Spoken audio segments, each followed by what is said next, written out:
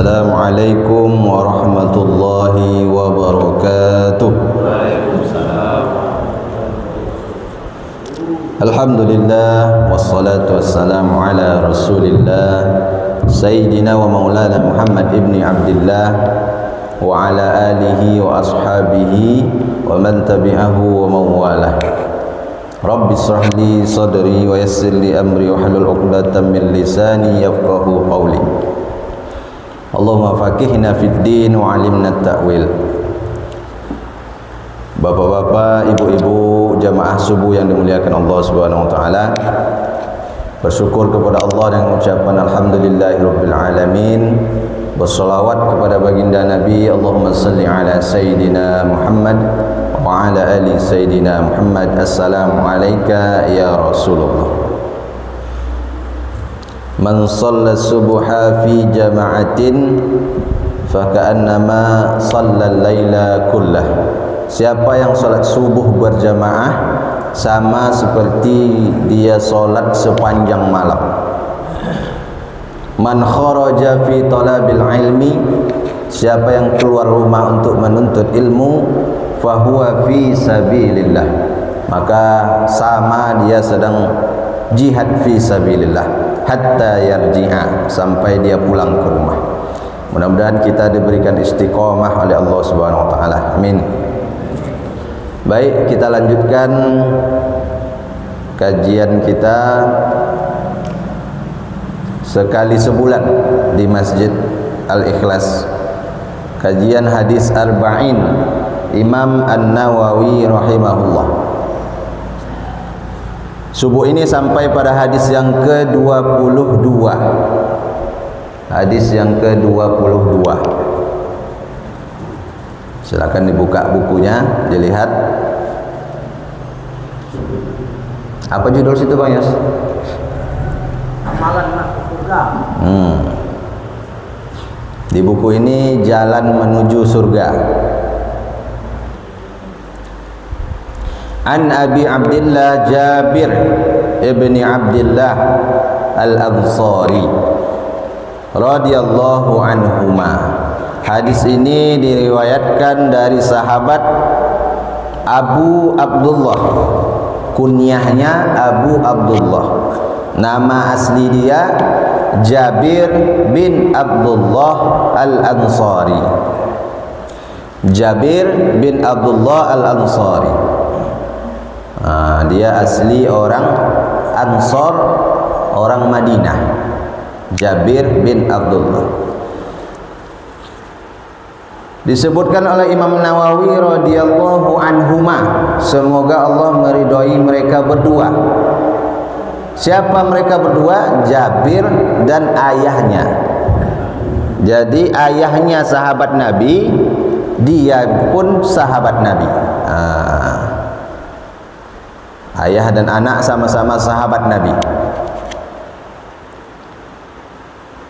Ayahnya ikut perang Badar, ikut perang Uhud, dan syahid pada perang Uhud. Termasuk salah satu yang syahid bersama 70 sahabat yang lain ketika perang Uhud. Ayah dia, ayah Jabir bin Abdullah. Jabir bin Abdullah ini masuk Islam sejak masih muda, ketika Bai'at Aqabah yang kedua. Peristiwa Bai'at Aqabah yang kedua, dia ikut bersama ayahnya ke Makkah waktu itu. Pada tahun ke-13 kenabian. Umurnya waktu itu sekitar 15 tahun dia masuk Islam. Kemudian pernah dia menyaksikan mukjizat Nabi ketika peristiwa penggalian parit ketika perang Khandaq tahun ke-5 Hijriah. Jabir ini perang Badar dia tak ikut, perang Uhud tak ikut, karena waktu itu disuruh oleh ayahnya menjaga saudari-saudarinya. Ada 7 saudarinya yang perempuan. Jadi ayahnya yang ikut perang Badar, perang Uhud, dia di rumah menjaga saudarinya. Tapi pada perang Khandaq, dia ikut. Ada perang Khandaq dia ikut. Dan ketika gotong royong menggali parit, diusulkan oleh Salman Al-Farisi menggali parit untuk pertahanan. Ketika gotong royong itu, suatu hari Jabir dipotongnya kambing 1 ekor, kambing kecil, disuruhnya istrinya menanak gandum 1 sak. 1 sak itu 2,5 kilo. Maksudnya untuk mengundang Nabi. Ini habis gotong royong ini, diajaknya Nabi ke rumah untuk makan. Nah, setelah disampaikan ke Nabi, oleh Nabi diumumkan ke semua yang ikut gotong royong. Nah, pucatlah Jabir ini, masak cuma 2,5 kilo, kambing 1, diumumkan Nabi ke semua yang gotong royong. Jumlahnya hampir 1.000 orang. Jadi pasrah aja lagi Jabir. Ya udahlah pasrah, kalau malu lah nanti. Tapi mukjizat Nabi, setelah makan semua yang gotong royong itu ikut makan, hampir 1.000. Makanan tadi masih macam tak berkurang. Yang 2,5 kilo yang dimasak tadi, 1 kambing, semua sudah ikut makan, kenyang, masih lagi ada sisanya. Salah satu mukjizat ketika peristiwa penggalian parit. Nah, ini disaksikan oleh Jabir bin Abdullah. Dan dia termasuk salah satu dari 7 sahabat yang meriwayatkan hadis paling banyak. 1.540 hadis yang diriwayatkan oleh Jabir bin Abdullah. Dia nomor 6. Ada 7 sahabat yang paling banyak meriwayatkan hadis, dia nomor 6. Di akhir usianya beliau mengalami gangguan penglihatan, buta, dan wafat pada tahun 78 Hijriah dalam usia 94 tahun. Dimakamkan di Madinah. Itu sekilas tentang periwayat hadis Jabir bin Abdullah Al-Ansari radhiyallahu anhuma. Sekarang masuk hadisnya. Anna rajulan, ada seorang laki-laki, rajulan, seorang laki-laki, sa'ala Rasulullah sallallahu alaihi wasallam, bertanya kepada Rasulullah. Ada seorang laki-laki, suatu hari ada seorang laki-laki bertanya kepada Rasulullah, kata Jabir. Faqala, laki-laki itu berkata, laki-laki yang bertanya tadi berkata, ara'aita iza shallaitul maktubat, bagaimana pendapatmu jika saya hanya sholat wajib? Ini dia bertanya kepada Nabi.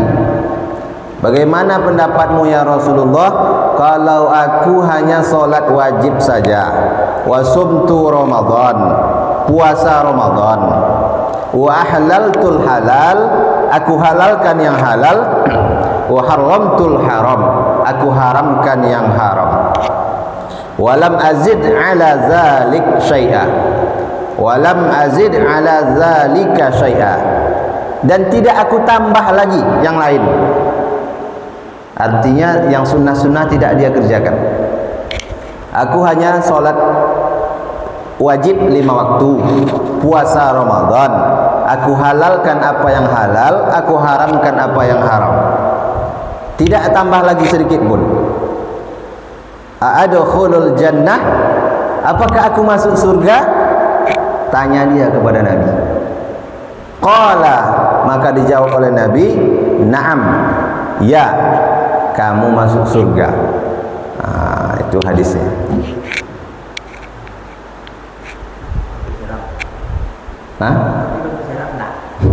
Enggak. Jawaban Nabi cuma na'am, ya. Apakah aku masuk surga? Ya. Apa hikmah yang bisa kita ambil dari hadis ini? Laki-laki ini namanya Nu'man bin Qaukal. Nu'man bin Qaukal. Maka hikmah yang pertama dari hadis ini adalah semangat dalam meraih surga yang dicontohkan oleh para sahabat. Jadi sahabat ini semangat mereka. Banyak mereka bertanya kepada Nabi bagaimana supaya masuk surga. Amalan apa yang bisa memasukkan ke surga ya Rasul? Bukan hanya dia saja yang bertanya, banyak sahabat-sahabat yang lain itu datang menjumpai Nabi dan bertanya. Ada yang bertanya, ya Rasulullah, akhbirni bi'amalin yudkhilul jannah. Kabarkan kepadaku amal apa yang memasukkan ke surga. Ada yang bertanya, dulluni ala amali yudkhilnil jannah. Tunjukkan padaku amal yang memasukkan ke surga ya Rasul. Ya Rasulullah, alimni amalan yudkhilunil jannah. Wahai Rasulullah, ajarkan kepadaku amal yang membuatku masuk surga. Jadi bayangkan sahabat Nabi, berjumpa mereka dengan Nabi, hidup sezaman dengan Nabi, masih juga takut mereka masuk neraka. Mau macam mana supaya masuk surga? Cita-cita tertingginya masuk surga. Padahal mereka hidup sejalan dengan Nabi ini, berperang bersama Nabi, menolong Nabi. Tapi mereka khawatir juga masih kalau masuk neraka. Kita hari ini hidup jauh dengan Nabi. Apakah kita sudah menjadikan cita-cita yang paling tinggi untuk masuk surga? Ini kadang kita lupa kadang. Maka ini perlu kita camkan dalam hati kita. Kalau perlu kita ucapkan ini, aku harus masuk surga, membawa anak istriku masuk surga. Jadikan cita-cita yang paling tinggi supaya masuk surga. Kita ajarkan pula kepada anak keluarga kita bahwa cita-cita yang paling tinggi adalah masuk surga. Kita mau anak kita sekolah bilang gitu kan. Kita pun menjadi polisi gitu. Itu dia. Itu cita-cita yang paling tinggi dulu. Setelah itu baru diikuti dengan yang lain. Jadi apapun yang kita lakukan di dunia ini, kita sinkronkan dengan cita-cita yang tadi, masuk surga tadi. Jadi apapun kau nak jadi polisi, maka disinkronkan jadi polisi itu supaya masuk surga.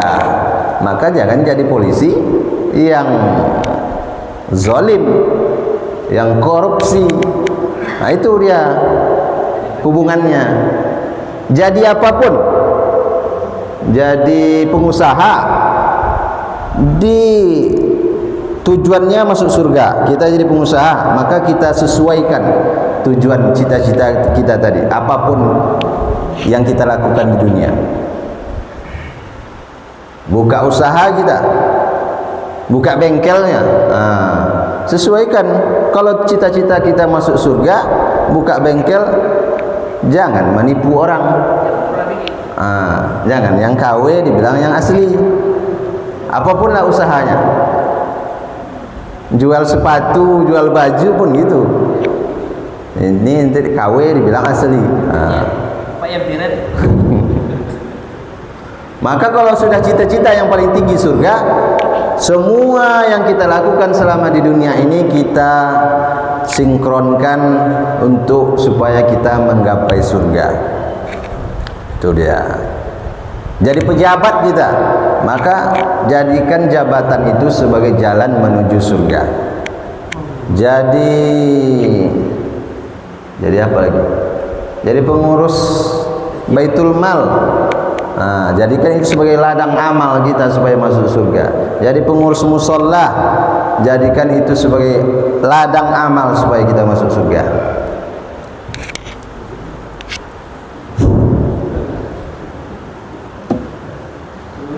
Bukan untuk hanya mencari dunia semata, tapi jadikan cita-cita yang paling tinggi supaya masuk surga. Itu poin yang pertama. Kenapa harus menjadi cita-cita tertinggi itu masuk surga? Karena tempat kembali kita itu cuma dua. Tak ada tiga. Kalau tidak surga, ya neraka. Tak ada tengah-tengah, tak ada. Tempat kembali kita cuma dua saja. Kalau tidak surga, neraka. Antara surga dan neraka tidak ada.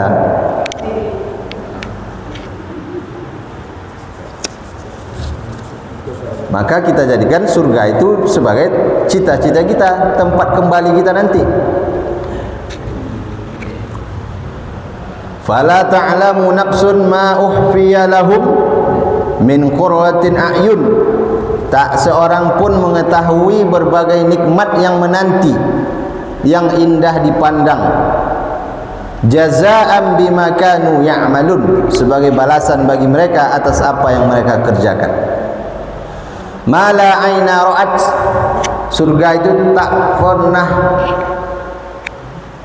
apa yang kita bayangkan, tak pernah dilihat oleh mata. Wala uzunu sami'at, tak pernah didengar oleh telinga. Wala khatara 'alal qalbi bashar, tak pernah terlintas dalam hati kita. Kenikmatan surga itu, cobalah kita bayangkan sekarang bagaimana nikmatnya makanan. Surga itu lebih dari itu, belum seberapa. Kalaulah kita bayangkan hari ini cantiknya bidadari itu, dia lebih dari itu lagi yang kita bayangkan. Kenikmatan surga, apapun yang kita inginkan bisa dipenuhi dalam surga. Apapun yang kita minta pasti kita dapatkan. Tak ada penderitaan, tak ada gelisah, tak ada malas, tak ada kewajiban, tak ada rasa bosan. Kadang kalau kita di dunia ini, walaupun sebagaimanapun hidup kita enak, pasti suatu saat bosan. Tapi di surga tak ada kebosanan, tak ada rasa bosan. Makanan bebas makan tanpa buang kotoran. Tak ada buang kotoran di surga. Tak ada BAB, tak ada kencing, hanya berkeringat saja. Tak ada najis. Istana-istana terbuat dari emas, permata, berlian. Tanahnya itu terbuat dari tepung, butiran tepung kasturi yang halus, lembut, putih. Sungai-sungainya madu, susu, khamar. Ada khamar, tapi khamar yang tidak memabukkan di surga itu. Minumlah sepuas-puasnya. Bidadari, yang muda, cantik. Kalau bidadari, Mas Heri ini semangat nih biasanya kalau cerita bidadari.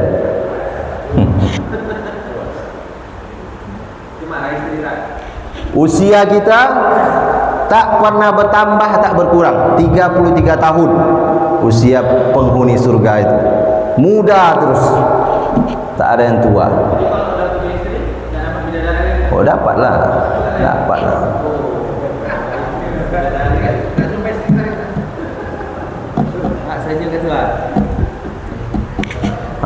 Bayangkan kenikmatan surga. Apa yang terlintas dalam hati kita, dia lebih dari itu lagi.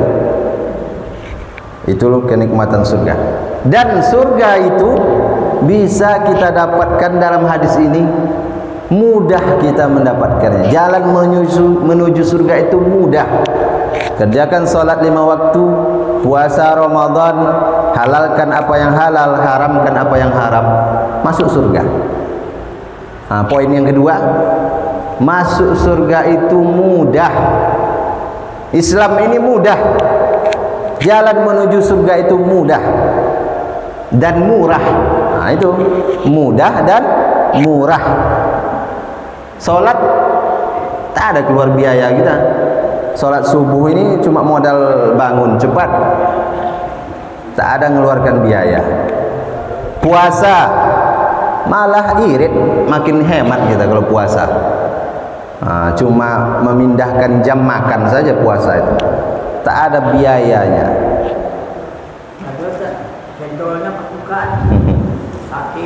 Itu tergantung selera itu, nafsu. Kalau cuma puasa biasa, buka biasa ya tak ada mahal biayanya, murah. Tapi kalau masuk neraka, oh mahal. Mau mabuk kita, berapa harganya tuh? Anggur merah berapa harganya? Tua seteko? Tidak tahu. Mahal. Keluarkan duit dulu. Akal kita rusak. Mau berzina, ini repot lagi nih. Banyak lagi biayanya. Belum risikonya lagi, nanti ketahuan orang ya kan. Pergi ke kebun sawit, belum lagi nanti ada ular pula di situ. Banyak risikonya, mahal, mengeluarkan biaya. Tapi kalau masuk surga murah. Tapi anehnya orang lebih banyak mau yang mahal tadi, yang mau masuk neraka tadi. Itulah kerja setan itu tadi. Ada itu kalau hadroh ada lagunya. Masuk surga murah, masuk neraka mahal, tapi banyak yang mau. Masuk surga murah, sedikit yang mau. Lupa pula lagunya, bahasa Jawa tapi. Jadi masuk surga itu mudah, jalan menuju surga itu mudah. Dan kita dalam berdakwah pun begitu, permudah dalam berdakwah. Sampaikan yang ringan-ringan, yang mudah-mudah. Ada orang yang belum sholat, ya kita ajak sholat aja. Sholat itu 5 menit cuma, ayo sholat. Masih bolong-bolong sholatnya, kita ajak sholat. Sholat itu cuma 5 kali. Jangan dulu dia dibebani dengan yang lain dulu. Sholat sunat-sunat 5 itu aja dulu. Cuma 5 kali sholat itu, 5 menit satu sholat. Nanti kalau sudah sholat dia, baru diajak ke masjid. Ayo sholat. Sudah sholat di rumah, sekarang sholat berjamaah ke masjid. Baru yang lain. Untuk orang-orang awam, sampaikan yang mudah-mudah. Sampaikan saja yang wajib-wajib, supaya orang tidak lari dari agama ini. Dalam Al-Quran Allah Subhanahu Wa Taala berfirman, surat Al-Fatir ayat 32. Thumma awrasnal kitab allazina astafaina min ibadina. Kami wariskan kitab Al-Quran kepada orang-orang yang telah kami pilih dari hamba-hamba kami. Faminhum zalimun li nafsih. Maka di antara mereka ada orang yang zalim terhadap dirinya sendiri. Wa minhum muqtasid, dan ada di antara mereka yang pertengahan. Wa minhum sabiqun bil khairat biiznillah, dan ada yang sebagian lain unggul dengan kebaikan-kebaikan dengan izin Allah. Dalam ayat ini Allah ceritakan orang Islam ini terbagi 3 kelompok. Orang-orang yang diturunkan kepada mereka Al-Quran itu terbagi 3 kelompok dalam menyikapinya. Yang pertama, orang yang zalim terhadap dirinya sendiri. Maksudnya dia melakukan dosa, kadang beramal ya juga dosa ya juga, menzalimi dirinya sendiri. Yang kedua, kelompok muqtasid, pertengahan. Kelompok muqtasid ini, inilah yang dalam hadis yang kita bahas kali ini. Dia kerjakan yang wajib, ditinggalkan yang haram. Yang sunnah tidak dia tambah, yang makruh tetap dia kerjakan. Kelompok pertengahan. Kelompok yang ketiga, orang-orang yang menambah kebaikan-kebaikan. Yang sunat dia kerjakan, yang makruh dia tinggalkan. Jadi orang Islam itu terbagi 3 kelompok. Yang pertama, orang yang menzalimi dirinya sendiri dengan dosa-dosa. Yang kedua, yang melaksanakan wajib, meninggalkan yang haram tanpa ditambah lagi yang lain. Yang ketiga, mereka yang menambah dengan amalan sunnah. Nah, yang kita kaji subuh ini kelompok yang kedua, muktasid, pertengahan.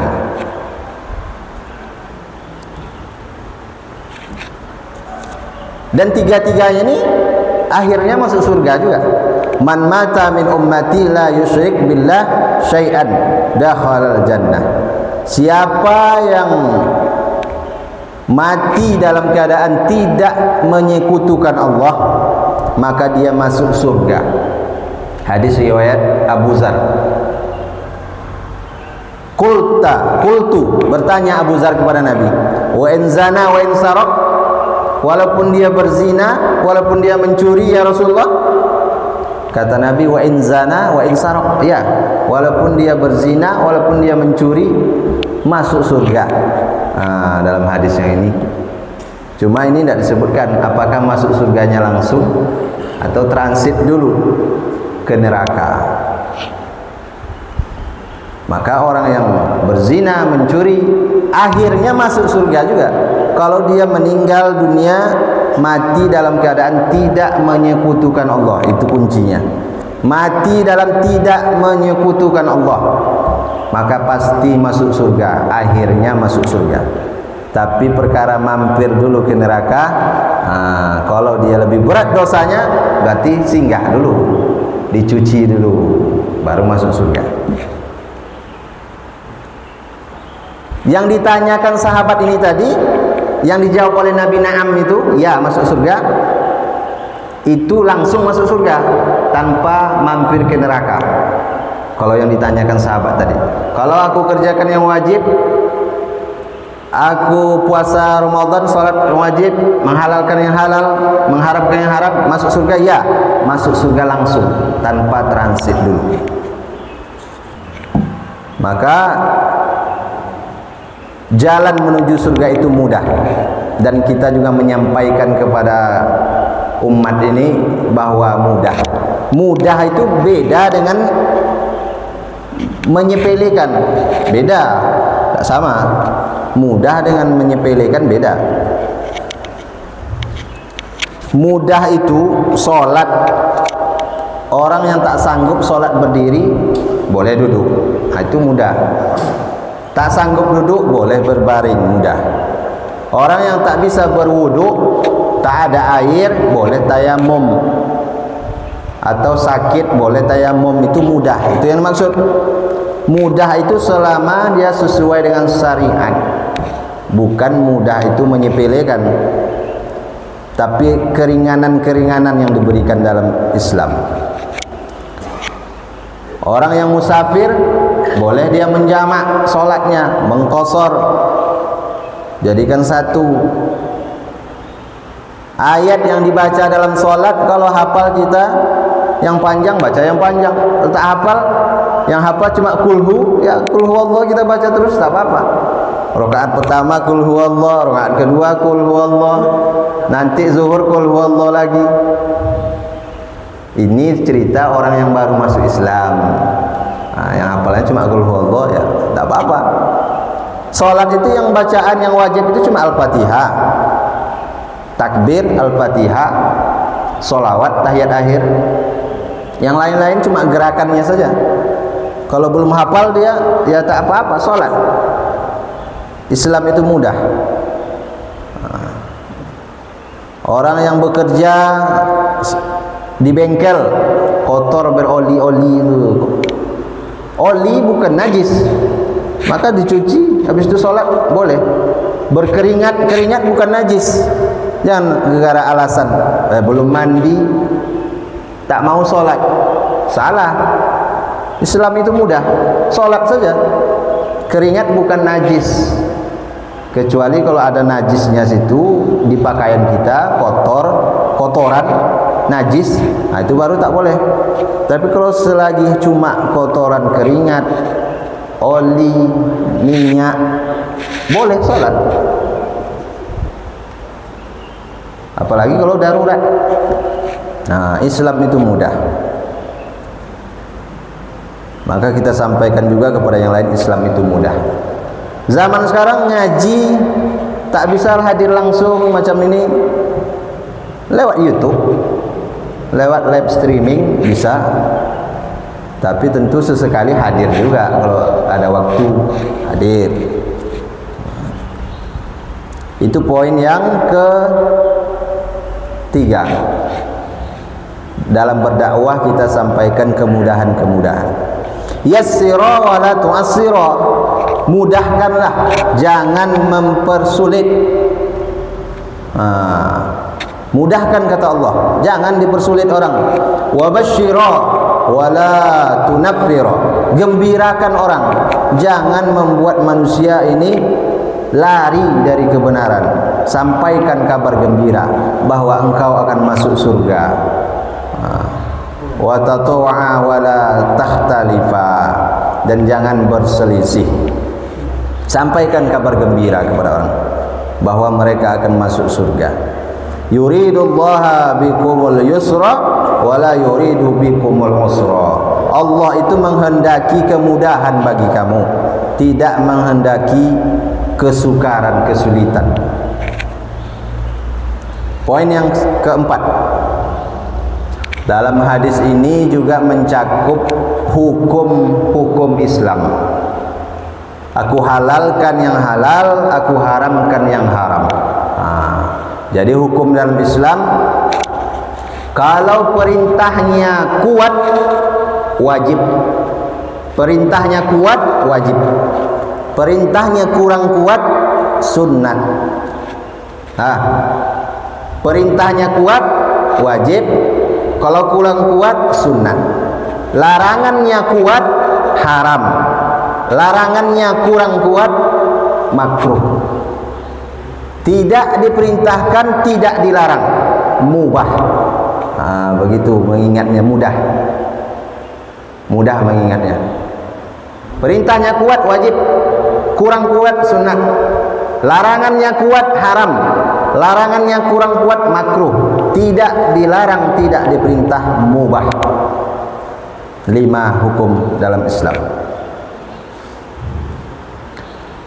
Poin berikutnya, melaksanakan kewajiban dan menjauhi larangan, itulah inti ajaran Islam. Setiap Jumat itu dipesankan, ittaqullah, bertakwalah kamu kepada Allah dengan sebenar-benarnya takwa. Melaksanakan apa yang Allah perintahkan, menjauhi apa yang Allah larang. Itulah definisi takwa. Apa yang Allah perintahkan, laksanakan. Apa yang Allah larang, tinggalkan. Surga. Sederhana.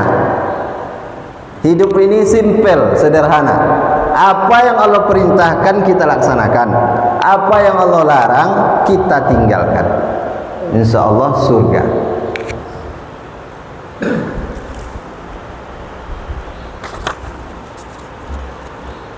Jadi ada yang halal, ada yang haram. Halal haram itu menurut Allah Subhanahu wa taala, bukan menurut suka hati kita. Apa yang sudah Allah halalkan jangan diharamkan. Apa yang Allah haramkan jangan dihalalkan. Jangan terbalik-balik. Ya ayyuhallazina amanu la tuharrimu thayyibati ma ahallallahu lakum. Wahai orang yang beriman, jangan kamu haramkan apa yang baik yang telah Allah halalkan bagi kamu. Ini nanti karena ingin saking semangatnya,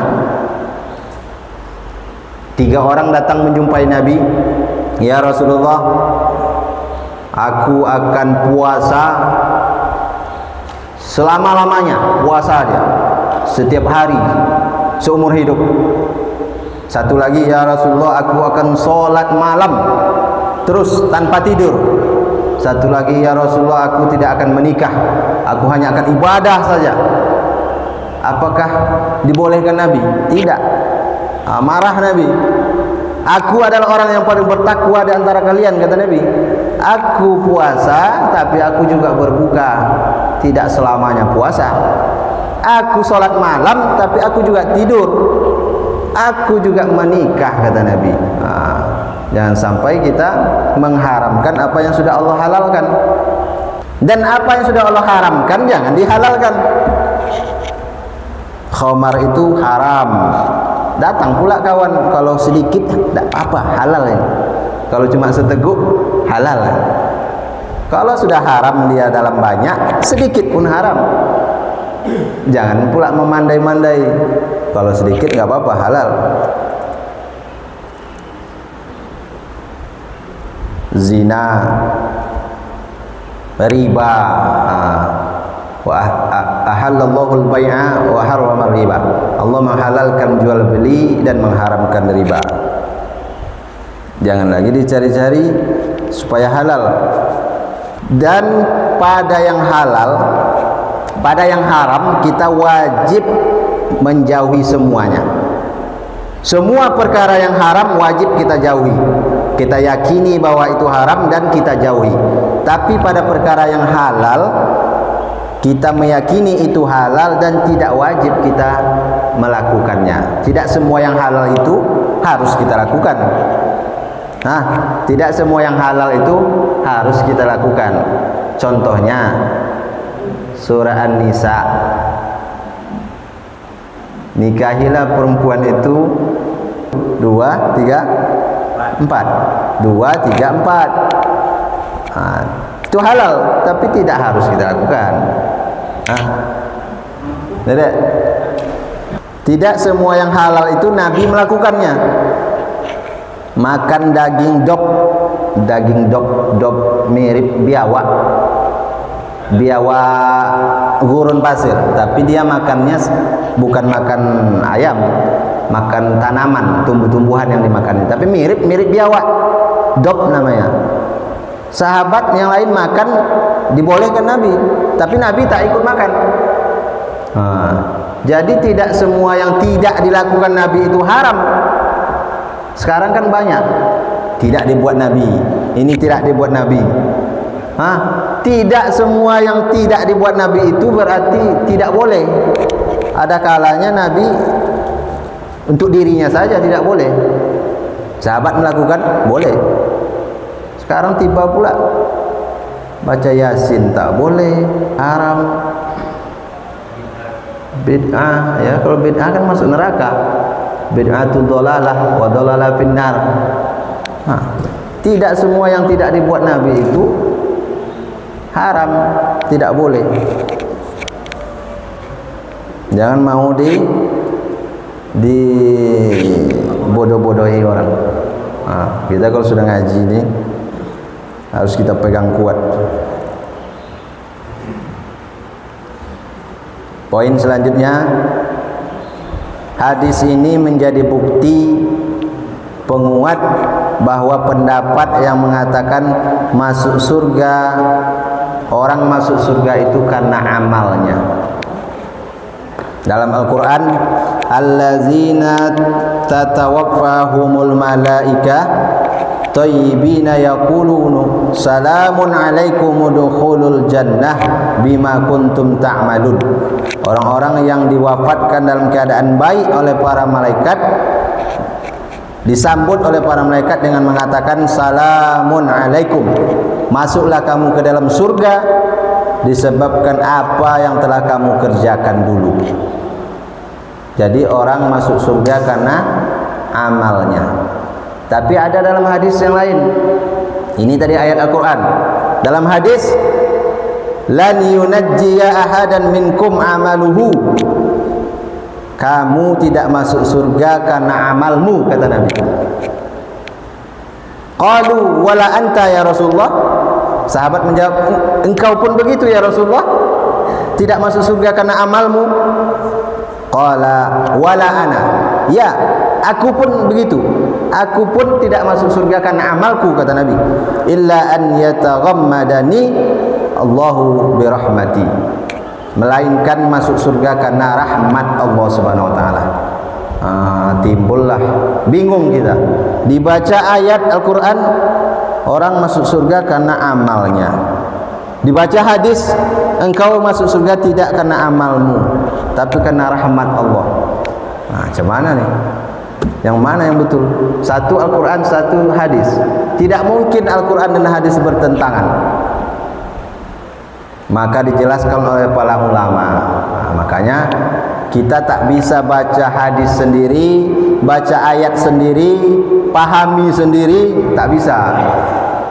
Harus dengan penjelasan para ulama. Dijelaskan oleh Imam Nawawi, manusia masuk surga karena rahmat Allah. Nah, ini dengarkan baik-baik. Manusia masuk surga karena rahmat Allah. Rahmat Allah itu didapat karena amal soleh. Kita masuk surga karena rahmat Allah. Rahmat Allah itu bisa kita dapatkan dengan amal soleh. Jadi tidak ada bertentangan. Memang manusia tidak masuk surga semata-mata hanya karena amalnya. Karena kalaulah ditimbang amal kita, dibandingkan kenikmatan surga yang kekal abadi itu, tak bisa. Belum seberapa amal kita ini dibandingkan kenikmatan surga yang akan kita dapatkan, belum seberapa. Maka kita masuk surga karena rahmat Allah, dan rahmat Allah itu bisa kita dapat, kita raih dengan amal soleh. Sama macam orang sakit berobat. Sakit kita, pergi kita berobat. Apakah obat itu yang menyembuhkan? Banyak orang yang berobat tak sembuh-sembuh, ya Pak? Tapi kalau tidak berobat kita, apakah akan sembuh? Maka sama ini. Orang sakit pergi berobat dengan masuk surga karena amal. Kalau kita tidak berobat, maka tidak akan Allah sembuhkan. Tapi ketika kita telah berobat, bukan obat itu yang menyembuhkan kita. Sama, masuk surga karena rahmat Allah, tapi rahmat Allah itu kita dapat karena amal soleh. Ada pertanyaan?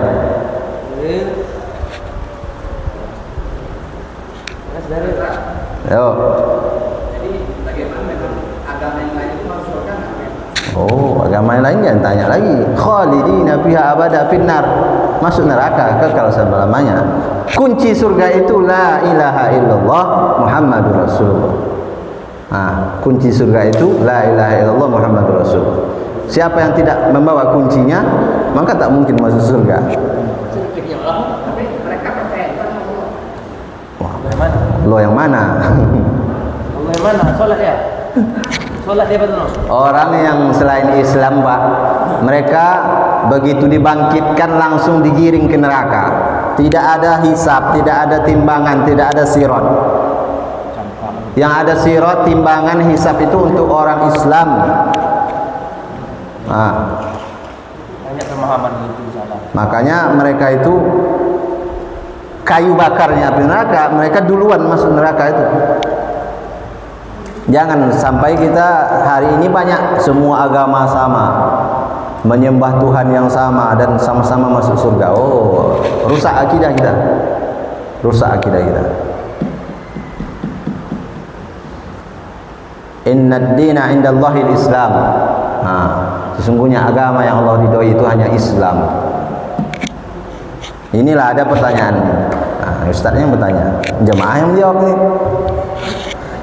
Kalau dengan melaksanakan yang wajib bisa masuk surga, lalu untuk apa ya amalan yang sunnah?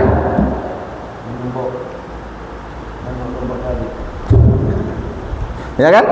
Hadis ini dengan melaksanakan yang wajib-wajib saja bisa masuk surga. Lalu untuk apa yang sunnah? Surga ada banyak tingkatan. Memanglah pintar-pintar jemaah kita. Patutlah tak bertanya. Yang mau masuk surga paling rendah, yang tinggi dengan itu dia. Jadi amalan sunnah itu gunanya untuk menaikkan derajat kita. Menaikkan derajat. Untuk meraih cinta Allah. Amal-amalan yang sunnah itu kita lakukan untuk meraih cinta Allah. Karena orang beramal ini 3 sebabnya. Yang pertama karena takut. Awal-awal orang taubat itu karena takut ancaman neraka, takut. Yang kedua orang beramal karena berharap masuk surga. Yang ketiga, orang beramal karena cinta. Nah, ini yang paling tinggi. Kalau sudah karena cinta, tidak melihat wajib sunat lagi, pokoknya kerjakan. Maka kita beramal yang sunat-sunat untuk meraih cinta Allah. Yang kedua, untuk menaikkan derajat, karena surga itu banyak tingkatan-tingkatannya. Masuk ke surga pun bukan begitu dibangkitkan dari kubur langsung masuk surga, tidak. Perjalanan menuju surga itu panjang, ribuan tahun. Ribuan tahun. Bukan ketika dibangkitkan dari kubur, digiring ke padang mahsyar lalu langsung masuk surga, tidak. Panjang stasiunnya. Alam kubur, hari berbangkit, padang mahsyar, syafaat, hisab, penyerahan catatan amal, mizan, timbangan, telaga Rasulullah, sirat, baru di ujung surga dan neraka. Perjalanannya panjang. Maka amalan sunnah-sunnah ini kita butuhkan untuk melewati perjalanan yang panjang. Kalau ibarat kita melakukan perjalanan, nih misalnya rombongan kajian subuh akan melaksanakan studi tour jalan-jalan ke Sumbar, Padang, ongkosnya 300.000. Si A berarti dengan 300.000 sampai kita ke Padang, sampai balik lagi, ya kan? Maka si A ini cuma modalnya cuma 300.000 tok aja dibawanya, karena yang penting sampai dan pulang. Si B dibawanya 500.000, si C dibawanya 1 juta. Maka tiba di Lubuk Bangku, biasanya kan singgah kita di Lubuk Bangku, makan itu subuh-subuh biasanya makan. Yang si A tadi cuma modalnya ongkos tok saja 300.000, cuma bisa menengok orang makan, ya. Orang pada makan semua. Yang si B masih bisa makan, masih ada 200.000 lagi. Yang si A cuma nengok aja. Yang si C, masih banyak stoknya. Nah, lanjut perjalanan lagi sampai ke Bukit Tinggi, turun lagi, orang masuk ke kebun binatang. Si A tadi cuma di depan pintu aja nengok. Si B masih bisa masuk, si C masih banyak stoknya. Lanjut lagi perjalanan ke pantai. Itulah ibaratnya. Kalau kita cuma membawa yang wajib saja, begitulah susah sampai ke surga. Sampai ke surga, cuma perjalanannya jauh. Di padang mahsyar itu ketika matahari hanya sejengkal, yang mendapatkan naungan itu orang yang melaksanakan yang sunat-sunat. Orang yang melaksanakan yang sunat-sunat. 7 orang yang mendapatkan naungan di padang mahsyar ketika tak ada naungan. Orang yang pemimpin yang adil, pemuda yang tumbuh dalam taat beribadah kepada Allah, orang yang hatinya tergantung di masjid, itu masuk sunat-sunat. Orang yang bersedekah, kullu mri'in fi zilli shadaqah, setiap orang akan bernaung di bawah sedekahnya. Sedekah sunnah. Yang disebutkan hadis itu bukan yang wajib, sunnah. Yang akan menaungi kita di padang mahsyar itu yang sunnah-sunnah. Itulah ibaratnya tadi. Perjalanan itu berat. Maka ada orang ketika melewati sirat seperti kilat. Kilat, tak nampak. Itu karena amalan sunnah. Ada yang melewati seperti terbang, angin. Ada yang melewati seperti kuda yang kencang. Ada yang melewati seperti orang berlari, ada yang melewati seperti orang berjalan kaki santai, ada yang melewati seperti ngesot, merangkak. Itu semua tergantung amalan sunnah. Di situ letak amalan sunnah. Ada yang masuk surga tanpa hisab. Di antaranya orang mati syahid masuk surga tanpa hisab. 70.000 disebutkan oleh Nabi dalam hadis. 70.000 orang masuk surga tanpa hisab. Lalu Nabi meminta tambah lagi ditambah oleh Allah 70.000 lagi. Setiap 70.000 itu, setiap satu orangnya membawa 70.000 lagi. Berarti 70.000 dikali 70.000 berapa? 49 apa? Enggak lah, 70.000 kali 70.000 49 juta. Masuk surga tanpa hisab. Mudah-mudahan jamaah ini semua termasuk di dalamnya. Amin.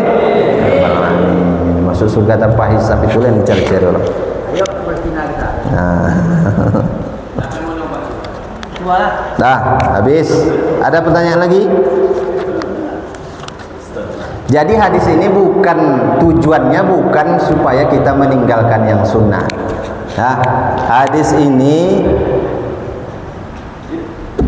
konteksnya bahwa Islam itu mudah, masuk surga itu mudah. Bukan berarti kita harus meninggalkan yang sunnah, jangan salah paham. Maka baca hadis tidak bisa baca sendiri, simpulkan sendiri, tapi harus dari penjelasan para guru-guru kita. Jangan setelah ngaji hadis ini, oh berarti yang wajib-wajib aja. Ini untuk para pemula, orang-orang baru taubat, para mu'alaf. Yang sudah rajin macam ini jangan sampai meninggalkan yang sunnah pula.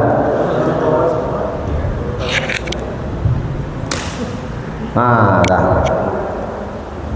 Tak ada pertanyaan? Habis ini jangan pulang dulu, kita sarapan bersama. Ada jamaah yang bersedekah, sarapan bersama. Alhamdulillah. Jamaah musola. Hah? Jamaahnya belum ada, nanti dicari jamaah yang bersedekah ini. Sarapannya udah ada, jamaah yang bersedekah ini nanti kita cari. Belum tahu status sarapannya. Nah, sholat Isra 2 rakaat, habis itu sarapan bersama. Subhanakallahumma wa bihamdika asyhadu an la ilaha illa anta astaghfiruka wa atubu ilaik. Assalamualaikum warahmatullahi wabarakatuh.